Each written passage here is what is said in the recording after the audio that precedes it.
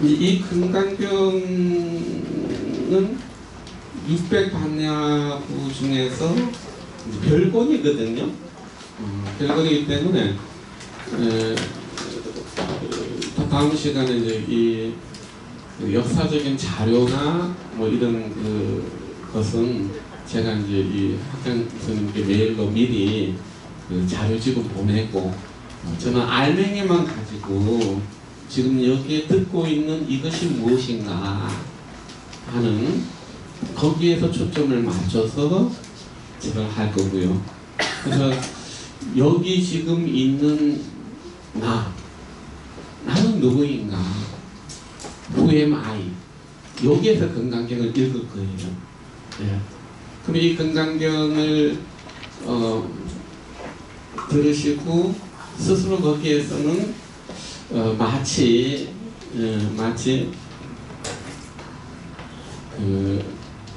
우리 불상을 보면은 여러 불상들이 있거든요. 나무로만 목불이 있는가 하면 이 소조, 즉 흙으로 만든 부처님이 있어요. 진흙으로 만든 거죠. 진흙으로 이렇게 조성을 해서 만든 부처님이 있는가 하면은 이 석굴도 있고, 그 다음에 돌로 만든 석굴도 있고, 목불이 있고, 이제 부처님을 조성하는 여러 것이 있는데, 종이로 만든 부처님이 있습니다. 네, 그걸 지불이라 그러거든요. 근데 이 지부 종이를 가지고 녹여가지고 이제 우리 창호지문 그 있잖아요, 그죠? 그 종이를 가지고 부처님을 조성을 합니다. 근데 이 목불보다도 그 지불이라든지 아니면은 흙으로 빚은 부처님이 출연하시면요, 지금 시대에 나오시면은 바로 보물입니다. 예. 이거는 그 조선 이전에 만들어진 부처님이거든요. 근데 이 부처님이 나무로 된 부처님은 불에 들어가면 존재가 사라집니다. 이게. 예. 그리고 진흙으로 만든 부처님도 물 안에 들어가면 부처의 형상이 없어집니다. 예. 철로 된 부처님도 불에 들어가면, 용광로에 들어가면 사라집니다. 그래서 이 부처님의 모습이 성스러운 모습이긴 하지만은 이 본질에 들어갔을 때, 본질에 들어가면 모든 현상계는 이것은 마치 꿈속의 이야기와 같습니다. 네. 지금 우리가 이 사물을 바라볼 때, 제가 저번 강의도 한번 말씀을 드린 적이 있는데, 제가 동화사 강조를 하고 있다가 그 옆에 비루암이라고 하는 암자에 잠깐 암주를 했거든요. 근데 그 암주를 하고 있는데 하루는 우리 신도님한테도 전화가 왔어요. 전화가 와가지고는 스님, 어떤 그 처사님이 절에다가 시주를 좀 하시려고 하는데 보내도 되겠습니까? 하고 이제 전화가 왔어요. 그래서 내가 보내시라고 하면서 이제 그 보살님이 전화를 바꿔주시는데, 그 어른이 또 하시는 말씀이, 내가 나이가 좀 많은 사람인데 염치 없지만은 날 좀 데리러 오면 안 되겠느냐. 그래서 어디 계십니까 하니까 동대구역에 있다는 거예요. 그래서 이제 동대구역에 이제 그 우리 신도님을 보내서 모시고 오게 했죠.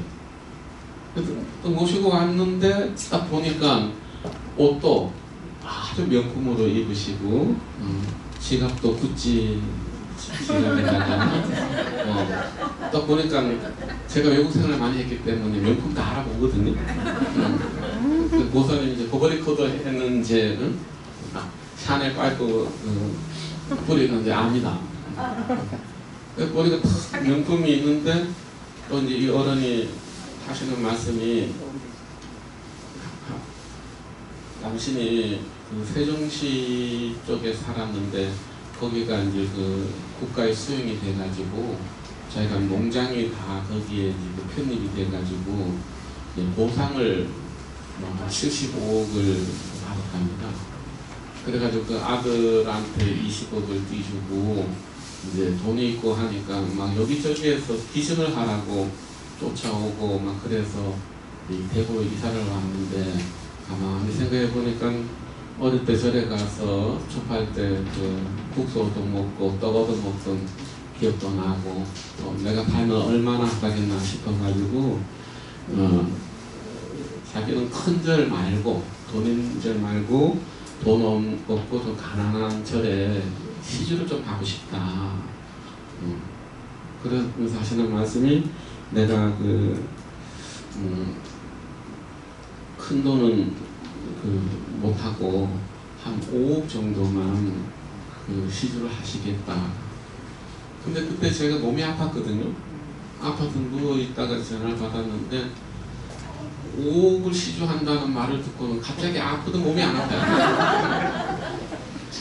사람 간사죠. 근데 그 스님도 사실은 복 없는 스님이 있고 복 있는 스님이 있어요. 예.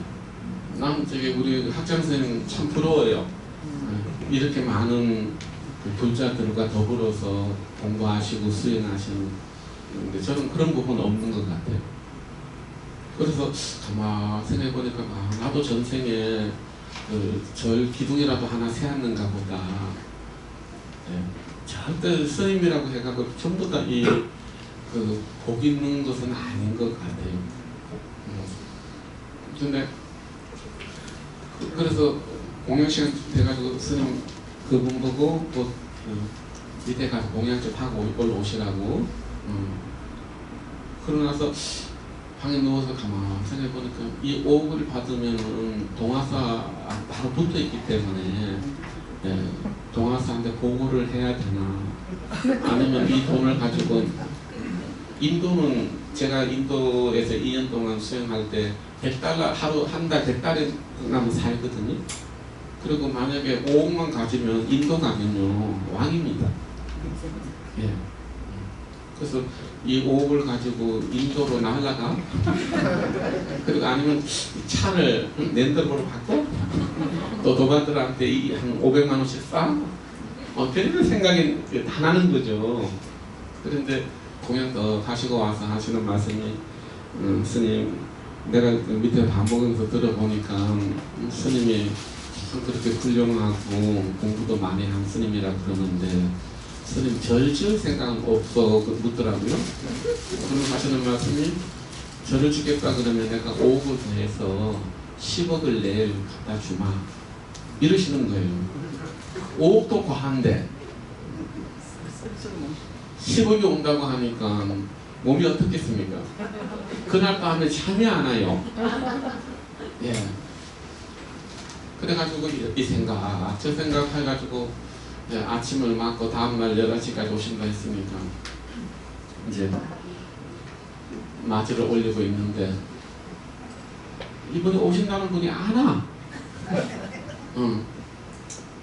그 전에 가실 때 뭐라고 하시는가 하면 이제 공연회 하시고 이제 가시려고 하시면서 나한테 뭐라고 하시는가 하면 저는 미안한데 내가 급히 온다고 사실 지갑을 둬가지고 그럼 나한테 10만 원만 채주면 내가 내일 갖다 준다. 그래서 우리 보살님한테 얘기하시면 됩니다. 이제 총무부사한테 얘기하면 됩니다. 그러니까 그날따라 처사님 보살님이 8만 원 있어서 8만 드렸대요.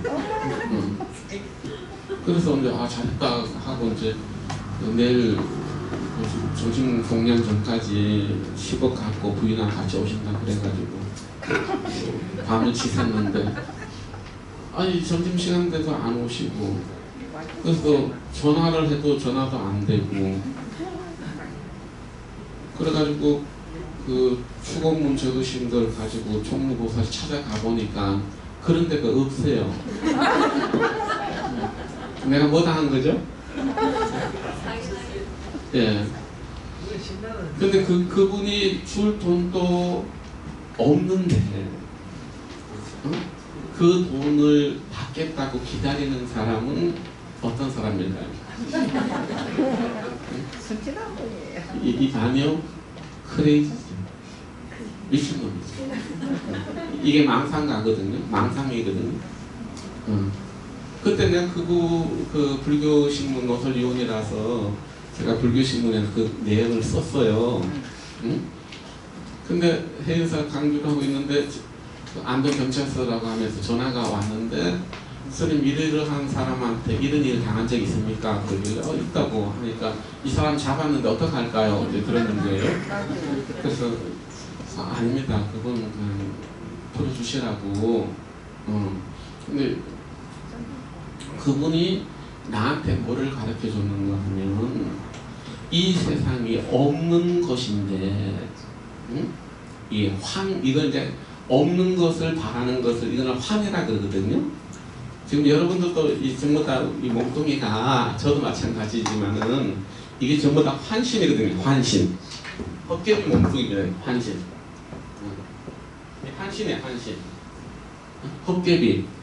우리 여기 뭐 연세 보니까 다 저보다 젊으신 것 같거든요. 여러분 60년 전에 없던 분들이에요. 그죠? 70년 전에 없던 분들이고 80년 전에 없던 분들이고 앞으로 80년 이후에 우리 있을까요? 없을까요? 없어요. 예. 이 몸뚱이가 없는 것이 나오면 이게 환이거든요. 없는 것이 있는 것처럼 보이면 이게 환상이거든요. 이게 없는 것이 나와가지고 있는 듯 하다가 없어지게 되면 이게 환신이거든요. 그럼 이 세상이라는 것이 여러분 전부 다 우리 인식으로 만들어내는 세상이라는 거죠. 그래서 이 세상이 전부 다 알고 불교에서 보면 환계입니다. 환계. 그래서 지금 이 몸뚱이가 인연으로 있다가 어떤 분은 다음날 아침에 가니까 없어졌어. 육체가 무너져가지고 돌아가신 거죠. 그러니까 안 보이면은 우리 선생님들끼리도 안 보이면은 떠난 줄 알아요. 며칠 전에 제가 학생님한테 문자를 보냈는데 우리 봉암사에 그 고큰 스님께서 입적을 하셨거든요. 그래서 아침 일찍 이제 그 봉암사 이제 참배를 갔는데 어른께서 이 당뇨가 있으신 데다가 암으로 전하가 돼가지고 이제 그 병원에서 어렵습니다라고 하니까 큰 스님께서 절로 가자. 그래서 절로 갔다는 거 아닙니까?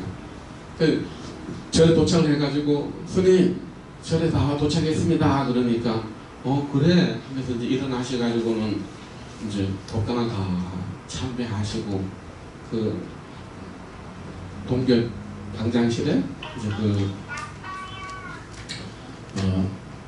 누우시더니만은 가만히 누워 계시다가 나 이제 그만 가려한다 하시고 그냥 가셨어요. 네. 가셨는데 화장을 하고 난 뒤에 하늘에서 붉은 오색젤이 나왔죠. 지금 유튜브 한번 들어가 보시면은 그 고스님 그 오색 그 무지개 같은 것이 그게 이제 나와 있거든요. 근데 이 몸뚱이 세계가 환이요. 이 몸이 환이요. 몸이 환이요. 그 다음에 제일 중요한 게 뭐냐면 환식입니다. 환식. 한번 좀 따라보세요. 환계, 환신, 환식. 예. 지금 우리가 지금 보고 듣고 하는 것이 전부 다 없는 것이 만들어지는 것이 인연 속이라고 표현하거든요. 응? 이 세상의 모든 것은 인연으로 만들어지는 상입니다.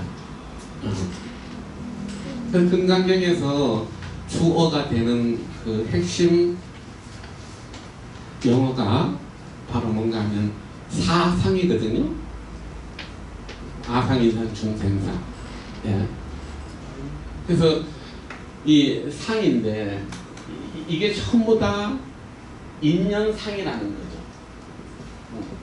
아까 이게 상인데 이 강세음보살께서도 당신이 이 깨달음의 세계에 어떻게 들어갔는가 했을 때 이 각 경전에서 간세음보살님께서는 능경 같은 데서는 간세음보살님이 깨달음을 들어가신 것은 익은 원통을 통해서 나는 깨달음을 들어갔습니다 하는 고백하는 장면이 나와요.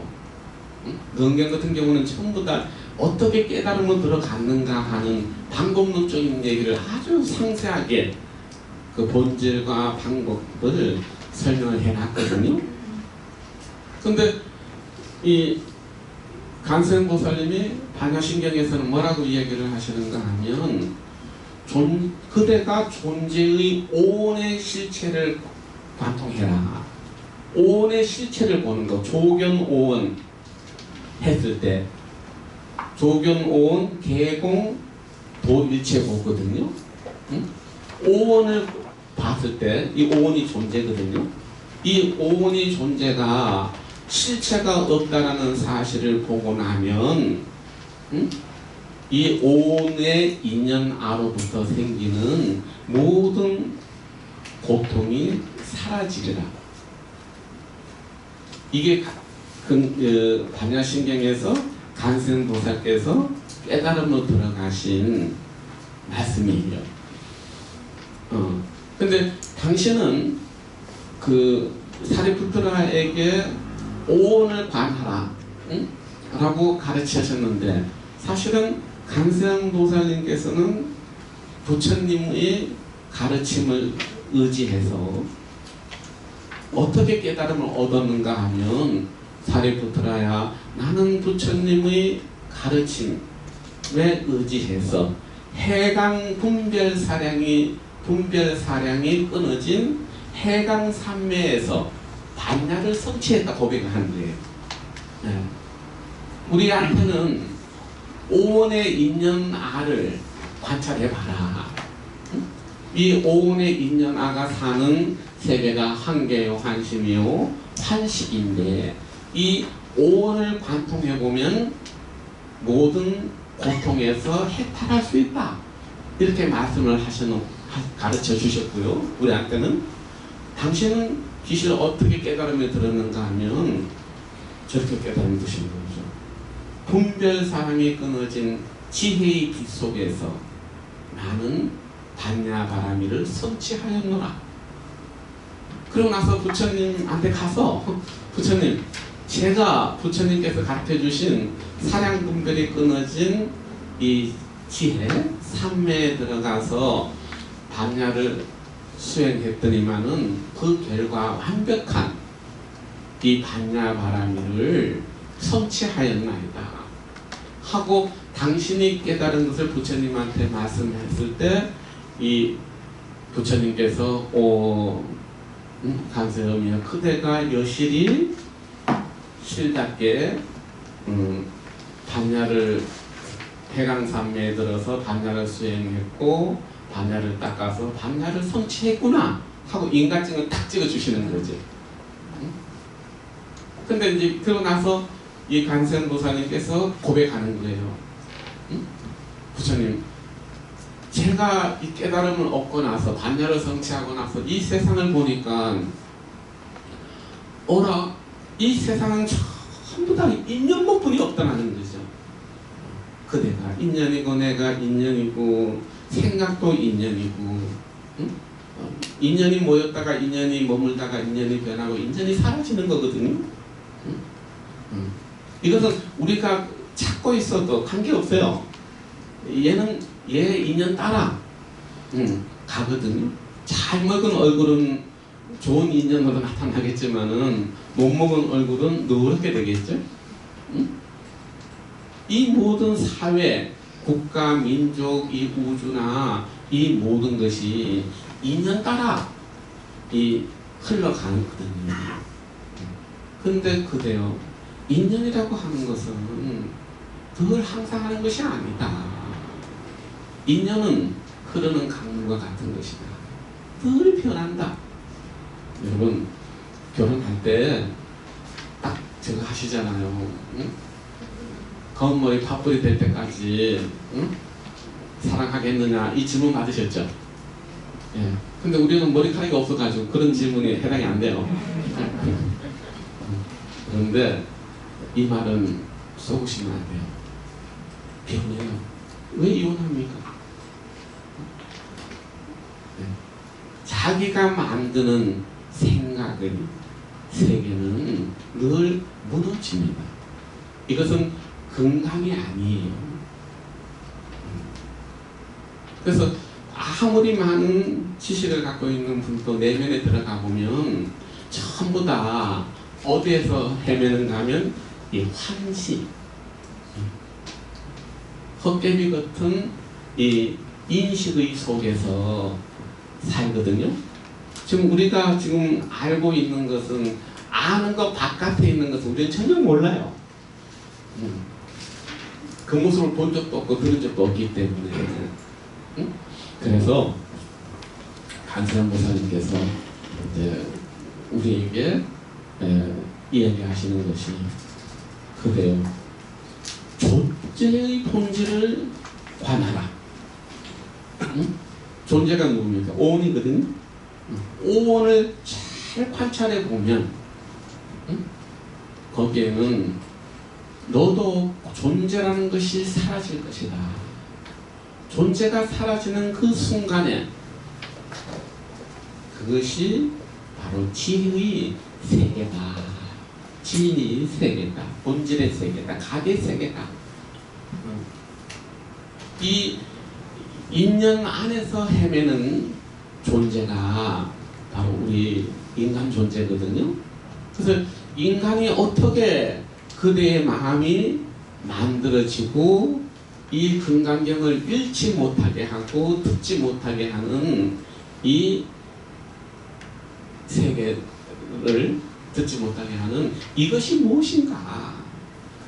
바로 인연에서 만들어지는 이 인식의 세계 때문에 진리의 세계가 보이지 않는다는 거죠.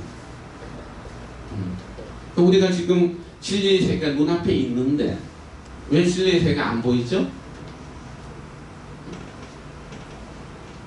이것을 불교 용어로 맹인맹지라고 표현하거든요.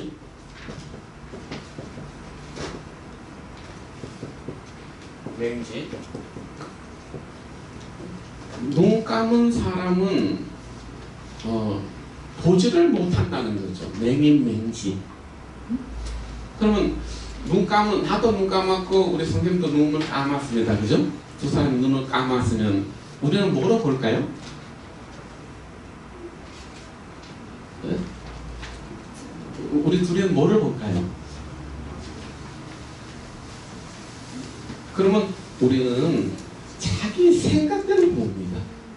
생각으로 봐요. 그래서 똑같은 우리 학장 선생님하고 저하고 누가 더 잘생겼습니까? 박장 내만. 예, 이렇게 한 편을 있는 그대로 못 보시는 것이 이게 맹인. 그래서 이제 초기 불교에서는 부처님께서 단견, 상견이라는 표현을 쓰셔요. 우리는 있는 그대로 여실이거든요. 있는 그대로를 못 보는 거예요. 왜? 인식의 세계로, 자기가 아는 세계로, 자기 생각대로 보기 때문에 생각이 진실을 가려버리는 거죠. 지금 우리들이 이 몸뚱이 안에서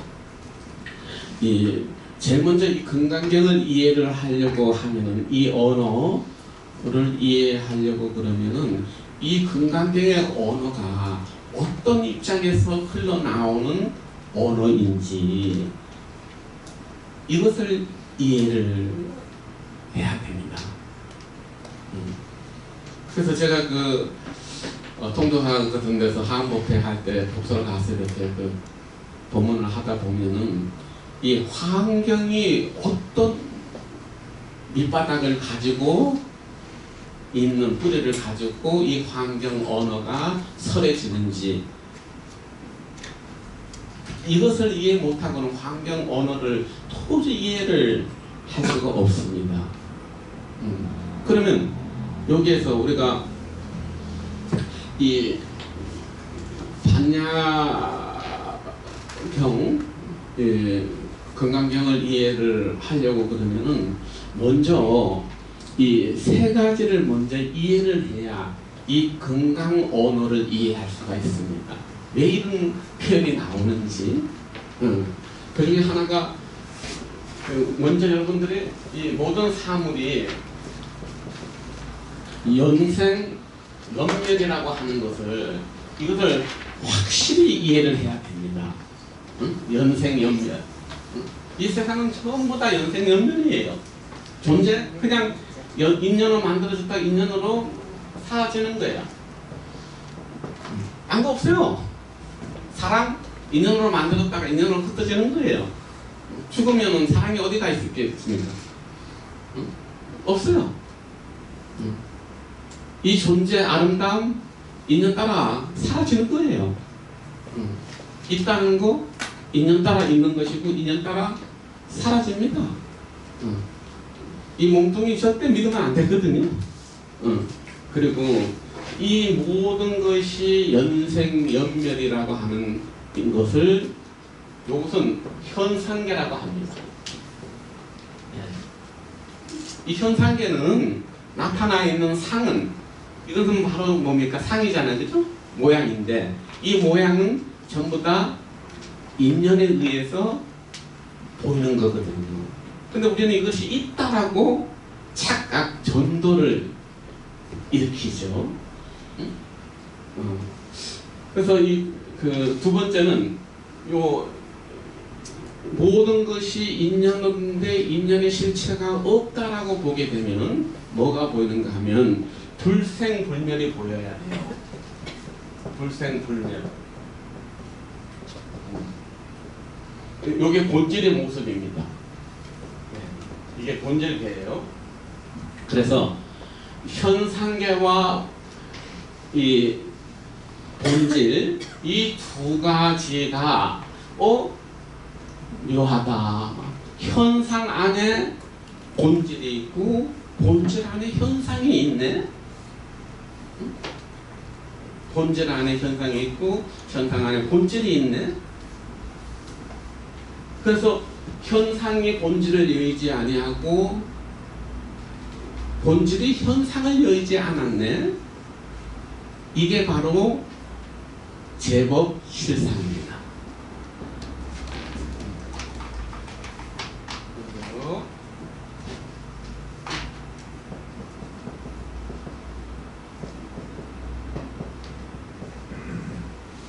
한번 따라해 보시겠습니까? 연생연멸, 불생불멸, 제법실상. 그러면 불생불멸이 현상계인데, 참 연생연멸이 현상계인데 불생불멸이 본질이란 말입니다. 그래서 색이 공유, 공이 색이다. 이 말이 어려운 말이 아니고요.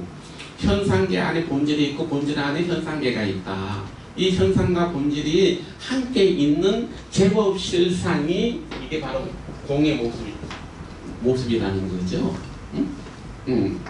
그래서 모든 것이 지금 눈앞에 있는 것이 연생연멸이요 불생불멸이요 그대로 제법 실상입니다. 네. 이것을 깨뜨리고 보면 저게 되는 거죠. 본질을 이제 알게 되는 겁니다. 근데 우리 눈에는 지금 연생연멸도 감당이 안 돼요. 우리 그 신부님 딸내미가 알바를 하고 오다가 어떤 남자가 옷을 홀랑 벗고 목을 매달은 모습을 보고 충격을 받아가지고 문 밖을 못 나와요. 해봐. 그래서 이거 어떻게 하면 좋겠냐고 그러길래 광명진은 많이 하라고 해라 하고 내가 보내줬거든요.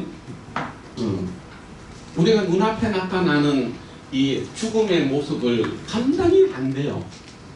이 사실인데 그 앞에 가서 우리는 울 수밖에 없어요. 왜냐하면 그 모습이 내 아버지와 어머니의 모습이기 때문에요. 근데 나하고 인연 없는 사람한테 가서 눈물 흘리시겠습니까? 안 흘리시는 거죠. 그래서 이 현상이 본질이요 본질이 현상이다. 근데 지금 이 세계는 부처님의 이 눈을 보면 모든 것이 제법 실상이다. 이 제법 실상을 노래하는 경전이 법화경이에요. 남해호랑교죠. 남해호랑교가 그 나쁜 말 아닙니다. 일본말로 남해 그 묘법연화경을 일본말로 부르면 남해호랑교가 됩니다. 이게. 근데 이것을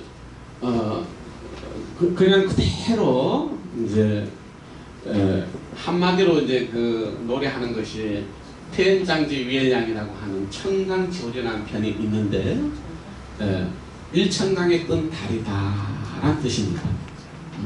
근데 일천강에 뜬 달이 뭔가 하면 그 하늘의 달은 절대 땅에 못 내려옵니다. 그런데 하늘에 있는 달이 땅에 내려올 수 있는 방법이 하나 있습니다. 뭐라 하는가? 수연을 빌리면 됩니다. 물의 인연을 빌리면 바다에도 달이 뜨고 술잔에도 달이 뜨고 여인의 눈빛 속에도 달이 뜨고 찻잔 안에도 달이 뜨고 어릴 때 뒷간에 가면은 오줌통 안에도 달이 떠요. 물만 있으면 하늘의 달은 다 땅에 드러납니다. 근데 그 더러운 곳에 태어난 아스파트에 태어난 그 비치는 달이 넓고 넓은 저 바다에 뜬 달을 보고는 너무 부러운 거예요. 그래서 나는 왜 이렇게 못났지, 이그러졌지, 냄새나지, 더럽지 이렇게 자기를 비하하거든요. 인간의 심리 구조에 들어가 보면 딱 두 가지 심리밖에 없대요. 늘 열등감 속에 사는 거죠. 여러분 절대 여러분이 중생이라는 생각 버리셔야 돼요. 자, 그렇게 할 때 바다에 뜬 달은 너무나 행복해요. 넓고 아름답고 깊게 푸르게 떠 있으니까요. 그러니까 서로 내가 잘났니 하고 우월감에 빠지는 달이 있는가 하면 늘 못났다라고 하는 열등감에 빠져있는 달이 있더란 말이죠. 인연따라 수많은 달이 떴는데 수연을 타고 떴는데 이 달들이 이야기를 해요. 야, 우리 저기 하늘나라에 있는 저 달에 한번 올라가 보면 소문이 없겠다 하고 생각을 일으키는 순간 일천강에 뜬 달이 하늘로 쫙 올라가는 거예요. 올라가서 보니까 어라 똥물에 뜬 달이 여기 와 있네. 응? 정물에 뜨는 달을 우리는 시적인 표현으로 모골이라 하거든요. 어미모자 정을 대보름에 뜨는 날 전부 다 거기 와 있는 거예요. 응? 거기 와서는 밑에서는 열등감과 우월감 속에 헤매던 것이 여기에 딱 올라오니까 이제는 침묵으로 돌아가 버려요. 그리고 이제는 싸우지 않아요. 똑같구나. 하늘의 달이나 강물의 달이나 바다의 금달이나 모두가 우리는 같은 모양을 갖고 있구나. 그걸 알고 나서 다시 지상에 내려와서는 통한 거죠.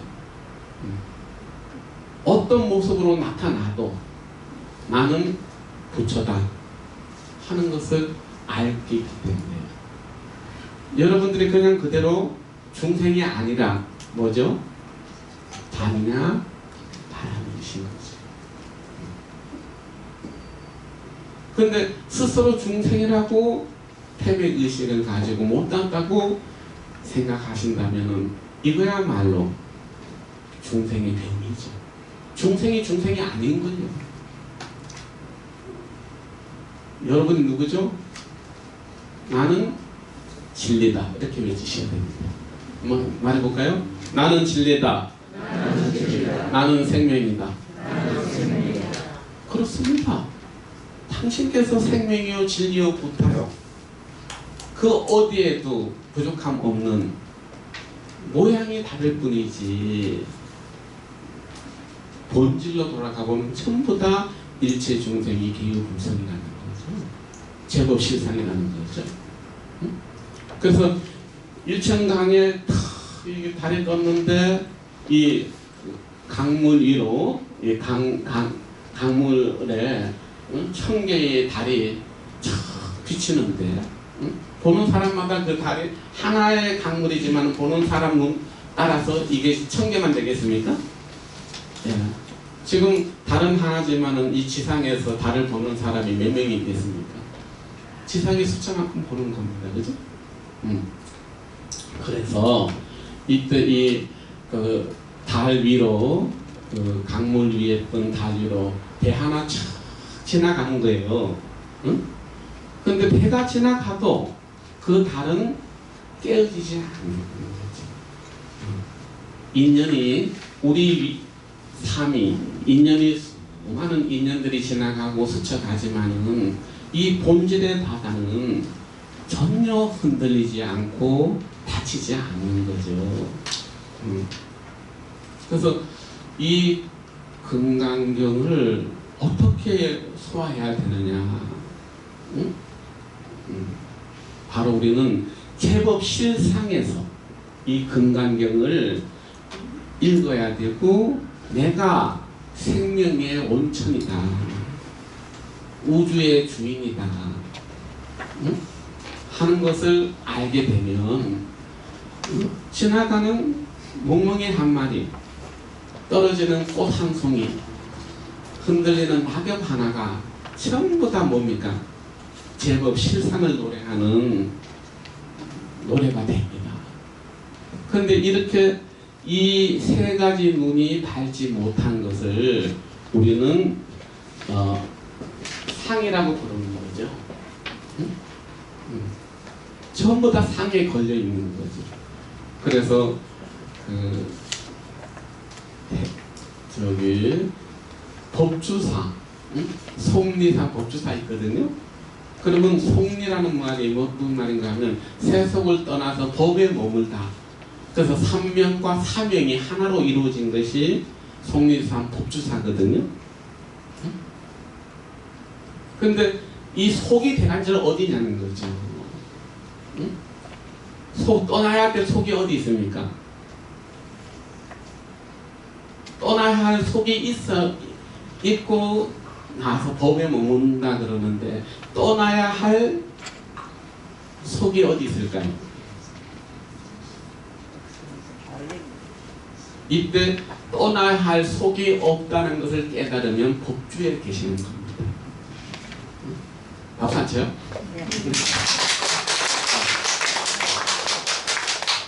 그래서 우리는 이 법주에서 떠날 필요가 없는 그것을 아는 순간에 이 금강경을 만날 수 있습니다.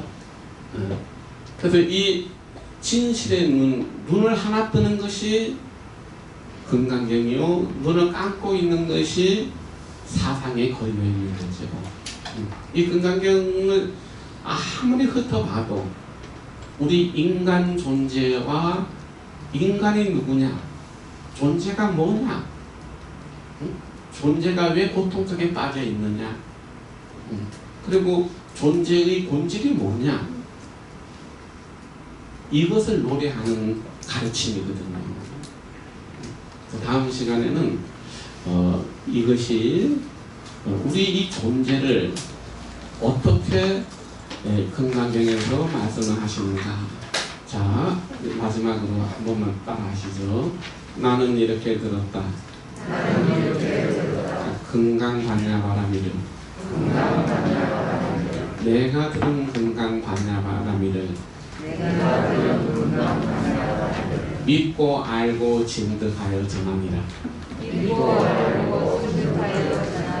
예, 건강경의 핵심 키워드는 반야바람입니다. 우리 여기서 출발을 할 거고, 이것을 알게 할 거고, 먹게 할 거고, 움직이게 할 거죠. 우리는 뭘 한다고요? 반야바람을 가지고 출발을 할 겁니다. 오늘 말씀 여기까지 할게요. 네.